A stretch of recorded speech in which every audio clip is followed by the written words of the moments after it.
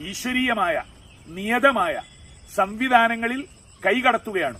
പരിസരത്തുള്ള മനോഹരമായ കാടുകളെ വെട്ടിമുറിച്ച് മാറ്റി പ്രകൃതിയെ ആകമാനം തകിടം മറിക്കുന്നു. ഒഴുകുന്ന അരുവികൾ അതിമനോഹരമായി വനാന്തരങ്ങളിലൂടെ അതിശുദ്ധമായ വെള്ളം മനുഷ്യർ കൈവയ്ക്കുന്നു. തടയണ കെട്ടി പ്രകൃതിയെ മാറ്റം വരുത്തുക, അവയുടെ സംവിധാനത്തെ രൂപഭേദങ്ങൾക്ക് വിധേയമാക്കി താൽക്കാലിക സൗകര്യങ്ങൾക്ക് വേണ്ടി വിനിയോഗിക്കുക.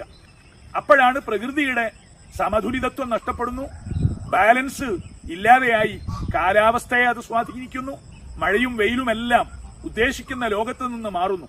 നാം പ്രകൃതിയിൽ അനാവശ്യമായി ഇടപെട്ടപ്പോൾ പ്രകൃതിയുടെ തിരിച്ചടി നമുക്ക് ദോഷകരമായി വരുന്നു.